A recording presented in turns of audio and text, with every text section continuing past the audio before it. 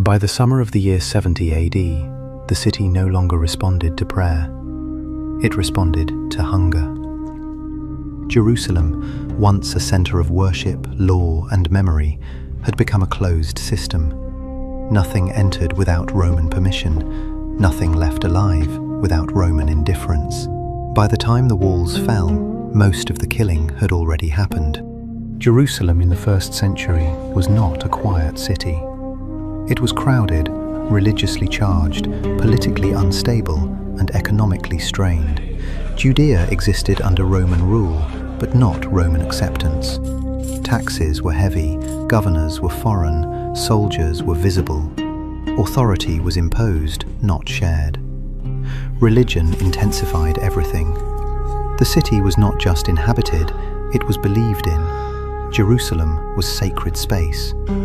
Compromise was not merely political failure, it was spiritual betrayal. By the late 60s AD, resistance hardened.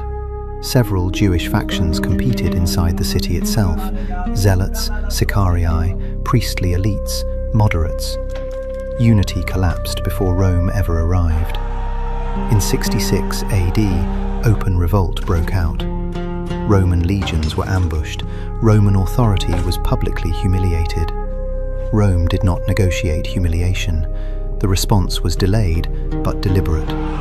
By 70 AD, the future Emperor Titus stood outside the city walls with 4 legions. Nearly 60,000 professional soldiers surrounded Jerusalem. Inside the city were hundreds of thousands of civilians, pilgrims included, trapped by timing and belief. The siege began. Rome understood cities. Rome also understood patience.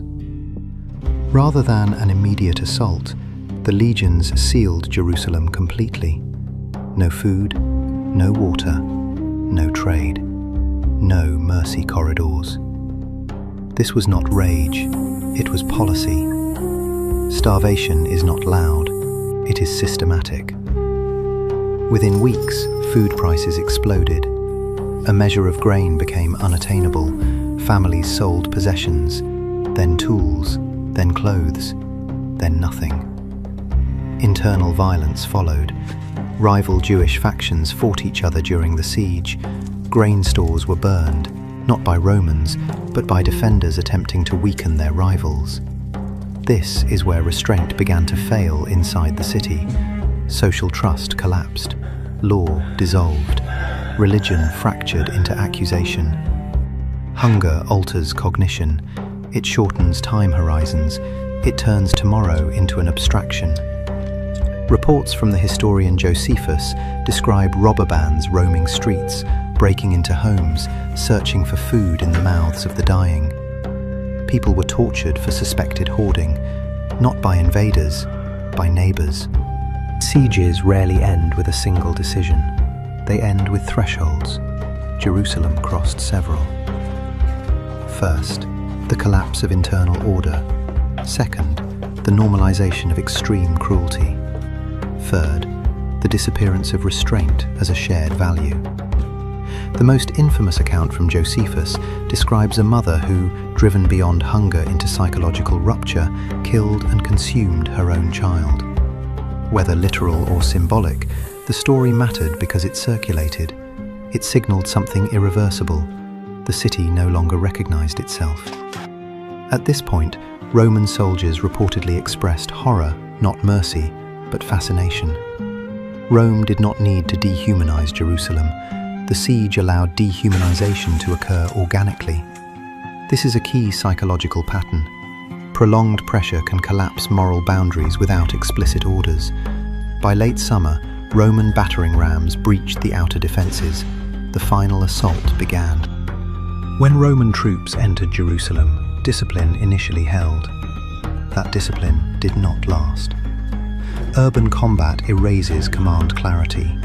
Narrow streets, hidden defenders, civilian presence. This is where armies fracture psychologically. Roman soldiers began executing indiscriminately. Age, gender, status ceased to matter. The temple complex, the spiritual center of Judaism, became a final refuge. Fires broke out during the fighting. Whether accidental or intentional remains debated. Once flames spread, Restraint collapsed completely. The temple burned. That moment mattered more than the death toll. The destruction of the Second Temple did not just kill people, it erased a future. Estimates vary, but ancient sources claim hundreds of thousands died. Others were enslaved. Tens of thousands were crucified outside the walls in the following days. Crucifixion served no tactical purpose at this stage. It served a psychological one. Rome was restoring symbolic dominance. Jerusalem was not simply defeated, it was demonstrated as breakable. Jerusalem was left in ruins. The temple was not rebuilt. The priestly system collapsed. Jewish religious life transformed permanently, shifting from temple sacrifice to text, law, and diaspora survival. Rome commemorated the victory. The Arch of Titus in Rome still depicts temple artifacts carried away. The massacre entered memory in fragments, as punishment, as tragedy, as warning.